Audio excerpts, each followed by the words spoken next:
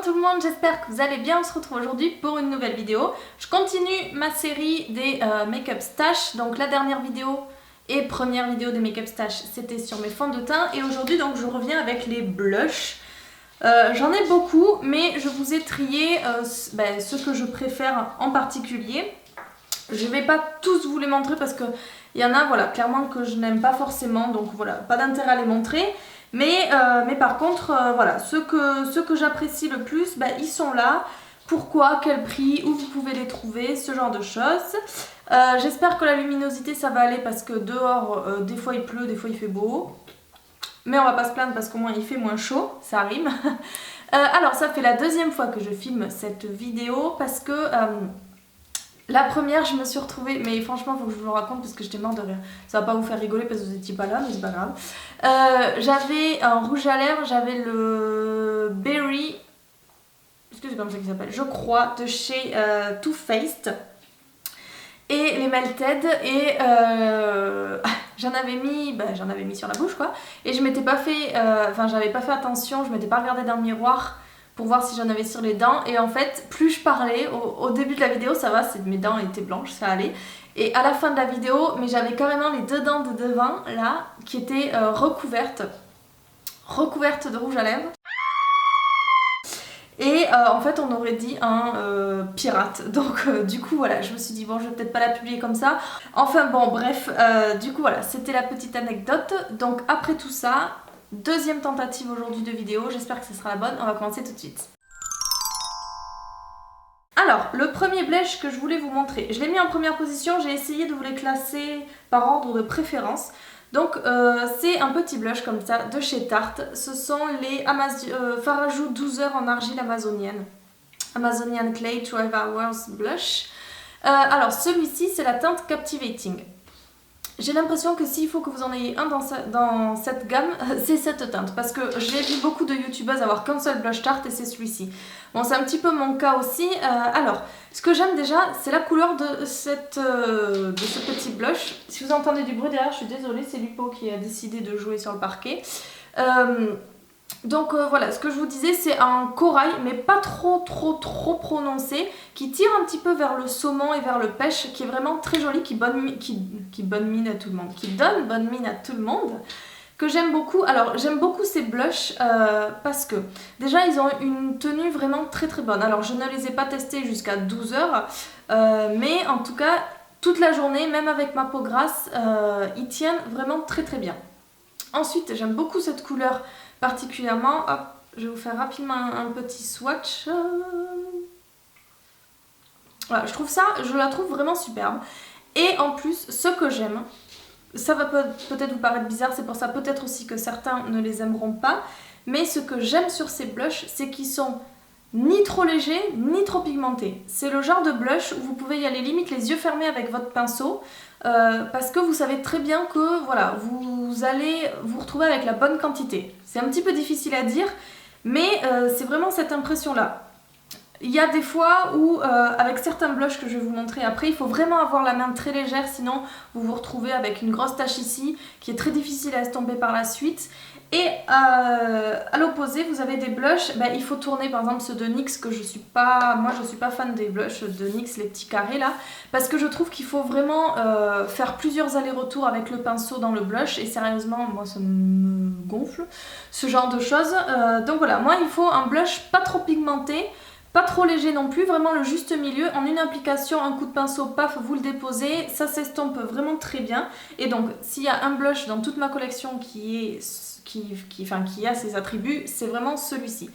Donc, pour moi, parmi tous les blushs que j'ai, les blushs Tarte sont les meilleurs. J'en ai qu'un, c'est le début, mais ce sont vraiment les meilleurs. Ensuite, en deuxième position, je ne pouvais pas ne pas vous parler de blush sans vous mentionner les Beckett Blush de chez Milani. Donc ça fait des années que je les possède. Je l'avais vu au tout début quand Luminoso avait son heure de gloire. Bon, il a toujours son heure de gloire, mais c'est vrai qu'il est devenu un petit peu un habitué pour tout le monde. Voilà, moi je l'ai découvert avec Ingrid Nielsen et que j'aime beaucoup. Alors, ce sont des blushs cuits, mais allez savoir la différence avec des blushs normaux. Enfin, en tout cas, Si vous n'êtes pas spécialisé dans les blushs, enfin voilà, dans les cosmétiques en général, vous ne verrez absolument aucune différence entre des blushs cuits et des blushs classiques. Ils se veulent un petit peu moins... ils se veulent un petit peu moins poudreux, enfin pas du tout poudreux même, ils se veulent beaucoup plus prononcés, ce genre de choses, mais très honnêtement, avec un pinceau, l'application est quasiment la même. Donc celui-ci c'est Luminoso, alors vous le voyez, c'est un très joli pêche qui a vraiment des reflets dorés que j'aime beaucoup. D'ailleurs tous ceux de chez Milani ont des reflets dorés. Il est là. C'est un pêche léger qui vraiment donne bonne mine, comme si vous aviez mangé beaucoup de melons ou beaucoup de carottes, ce genre de choses. Vous savez, c'est ce genre de légumes ou de fruits qui vous redonne un teint de pêche, quoi, en gros. Et c'est vraiment ce pêche-là qui donne cet effet. Donc voilà, si vous voulez quelque chose de très léger, juste pour vous donner une bonne mine, mais qui se fondra parfaitement à votre peau, c'est vraiment celui-ci que je vous conseille. Donc c'est le Luminoso. Après ceux de chez Milani, enfin cette gamme-là, moi je vous les conseille tous parce que vraiment ils sont superbes. Ensuite, j'aime beaucoup aussi celui-ci, c'est Berry Amore. Et en fait c'est un rose lilas, pareil avec des reflets dorés comme les autres. Et que je trouve vraiment, vraiment, vraiment très joli. Je vais le mettre où? Je vais le mettre là.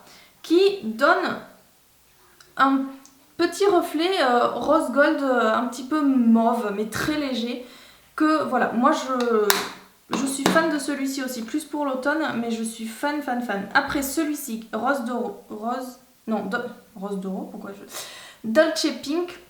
Alors celui-ci qui est clairement rose avec des reflets dorés, toujours pareil, qui est ici, mais qui lui est rose quoi. Et le dernier, c'est Red Vino. Alors celui-ci, attention, c'est une couleur vin qui, pareil, a des reflets dorés. De toute façon, vous le voyez avec l'espèce de... Comment on appelle ça? L'espèce d'effet marbré comme ça.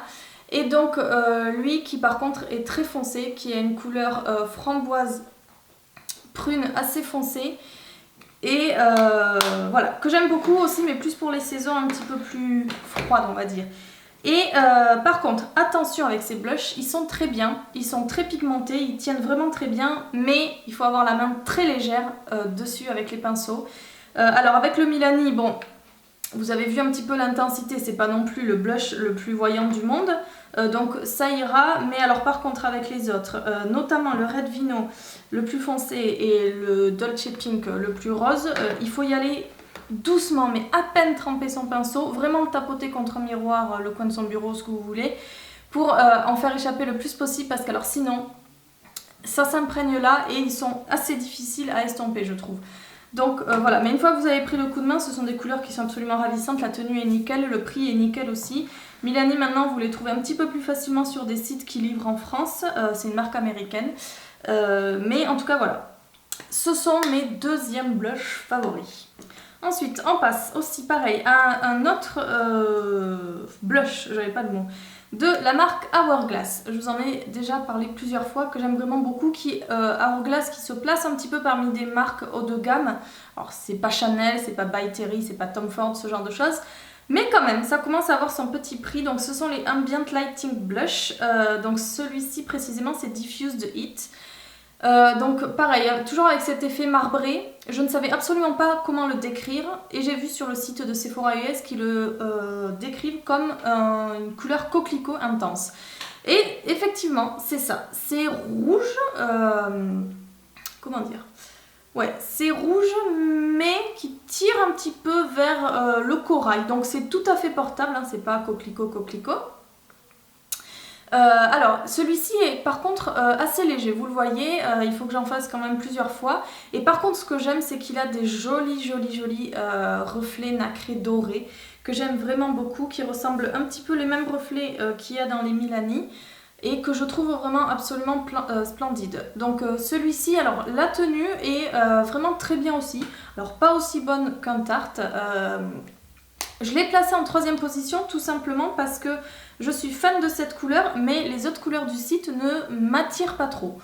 Donc du coup voilà, je l'ai placé là, c'est une très jolie couleur, je suis très contente de l'avoir commandée, mais c'est vrai que je pense pas que je vais m'en prendre un autre, parce que les autres couleurs, voilà, me tentent pas trop. Mais en tout cas c'est un très joli comme ça, coquelicot corail, que j'aime vraiment beaucoup. Si vous aimez ce genre de teinte, vous pouvez vous les procurer aussi, enfin cette teinte là.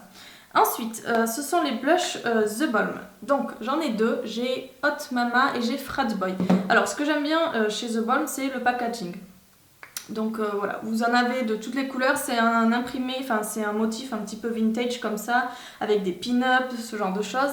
Et celui-ci, donc le Hot Mama qui est vraiment très joli, qui est la fameuse couleur rose, donc rose gold.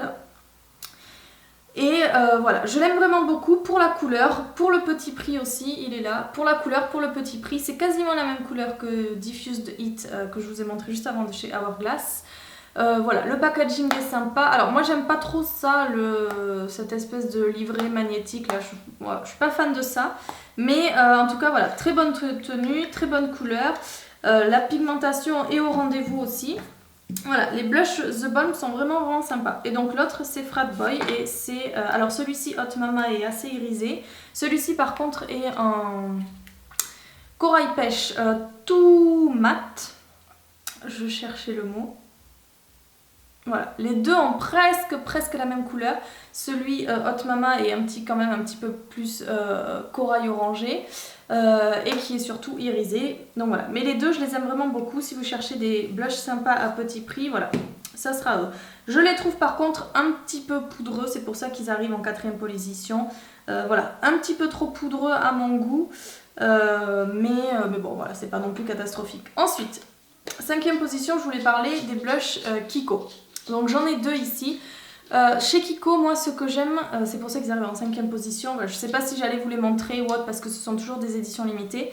Mais justement, chez Kiko, ce que j'aime particulièrement, ce sont leurs blushs d'édition limitée. J'en ai un, il me semble, de collection permanente que je n'aime pas du tout. Voilà, je n'aime pas la couleur, je n'aime pas l'application, je n'aime pas la texture, voilà, j'aime rien. Mais par contre, je trouve qu'ils sont assez réussis quand il s'agit des collections limitées. Alors celui-ci, c'est la collection, alors je sais pas la collection mais je vous donne tout le nom, comme ça vous allez peut-être pouvoir le retrouver sur internet. Merci Lupo pour la caméra. C'est Sun Lovers Blush et donc celui-ci c'est Ipanema Peach et celui-ci Sun Bronzing Blush, c'est Crystal Rose. Donc celui-ci vous avez un rose clair nacré, un rose un petit peu voilà, vieux rose et un marron. Vous les mixez ensemble, évidemment il porte bien le nom, il est rose, mais un vieux rose, c'est celui-ci.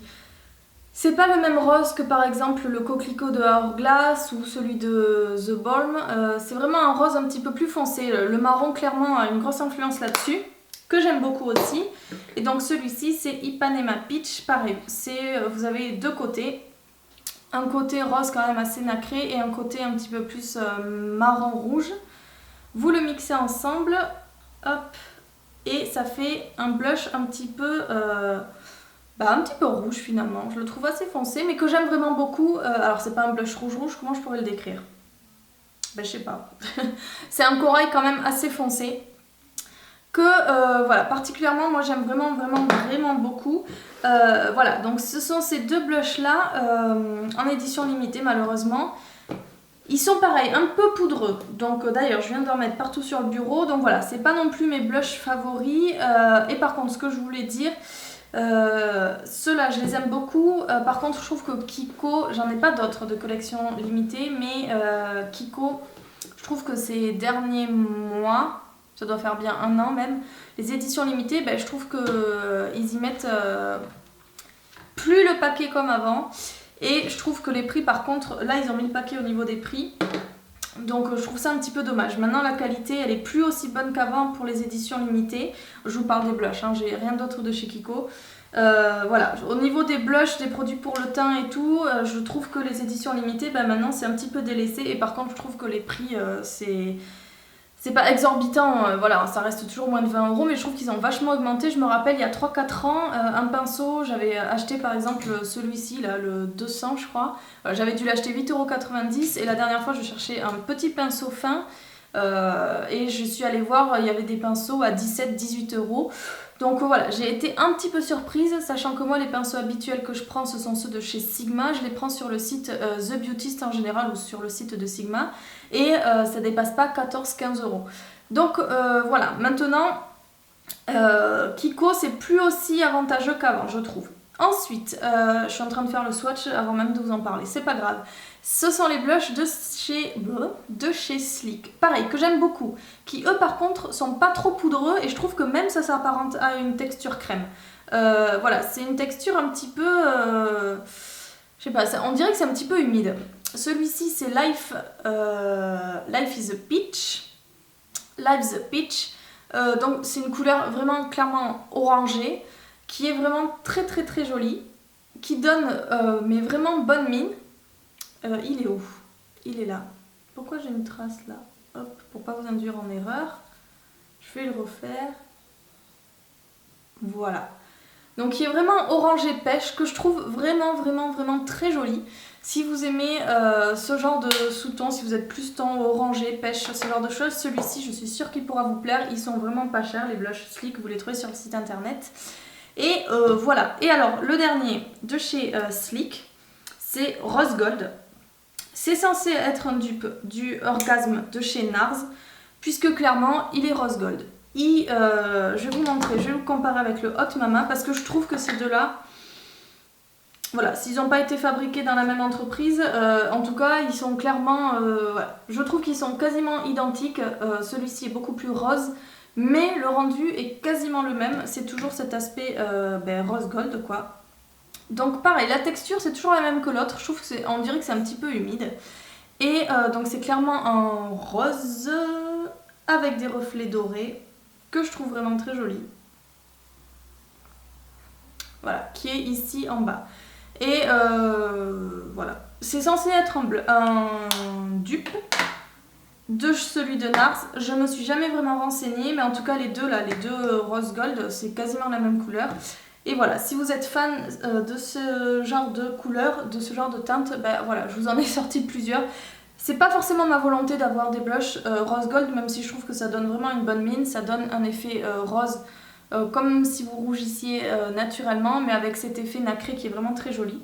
Donc voilà, c'est pas forcément mon but de chercher ce genre de teinte, mais c'est vrai que voilà, je trouve ça toujours joli quand je les vois en magasin, en swatch ou ce genre de choses. Voilà, j'ai terminé pour les blushs. C'est ce que je vous disais, hein, je vous ai pas tout montré. Il y en a que je n'aime pas, comme je vous disais, ceux de NYX, je n'aime pas ceux de Maybelline. Je vous en avais déjà parlé dans ma vidéo de Maybelline justement. J'aime pas ceux de Maybelline, j'aime pas ceux de NYX. Je suis pas fan non plus de la collection permanente de Kiko. Et puis après, j'ai quoi d'autre? Après, j'ai bronzer, j'ai pas mal de bronzer. J'ai mes palettes de contouring, ce genre de choses. Mais bon, ça rentre pas dans les blushs, donc je les ai pas mis dedans. Voilà, en tout cas, j'espère que cette deuxième vidéo Make-up Stash vous a plu.